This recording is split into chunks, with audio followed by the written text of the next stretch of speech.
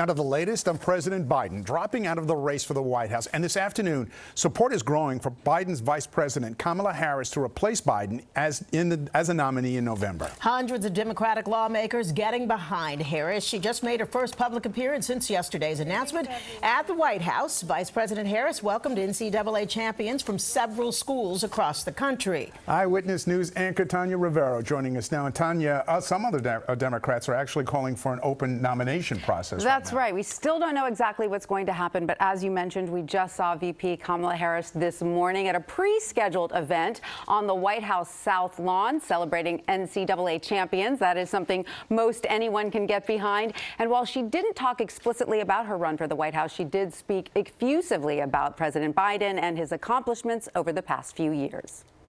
Every day, our President Joe Biden fights for the American people, and we are deeply, deeply grateful for his service to our nation. With just weeks to the Democratic National Convention, more and more high-profile Democrats are backing Harris at the top of the ticket, including Mayor Eric Adams. I'm looking forward to moving towards a convention, seeing the Vice President Harris becoming the nominee in 2020.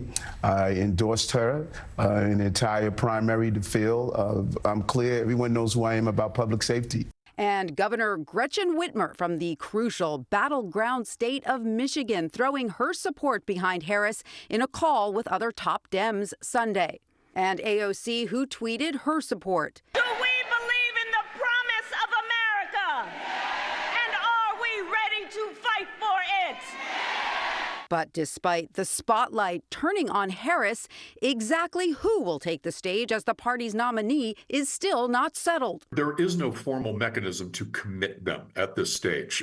They will cast votes at the convention, and they are free to vote their conscience. If Harris does officially get the nod from her party, here are some of the VPs on the short list of running mates. New Jersey Governor Phil Murphy, Pennsylvania Governor Josh Shapiro, Kentucky Governor Andy Beshear, and Whitmer. There are all kinds of solid candidates. The question is, can there be a process that unfolds in just a little more than 3 weeks? There are still a few notable Dems and party elders who've not yet explicitly thrown their support behind Harris, including Nancy Pelosi, Senator Chuck Schumer, former President Barack Obama, and the Dem leader of the House, Hakeem Jeffries of Brooklyn, who is nonetheless pledging party unity. We will do what's necessary over the next few weeks to prepare for the convention. It'll be an exciting convention in Chicago. Now, we are likely to hear more from the Democratic heir apparent very soon. Harris says she will visit with her campaign staff in Wilmington later today for her first full day of her campaign. And of course, we are waiting to hear if any other viable Democrats are up for challenging her.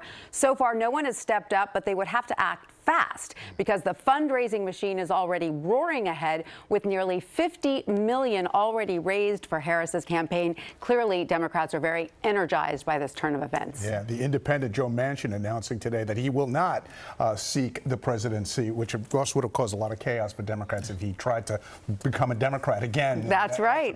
So far, no high-profile challengers are stepping up yet. Well, the clock is ticking. That's right. Thank you, Tanya.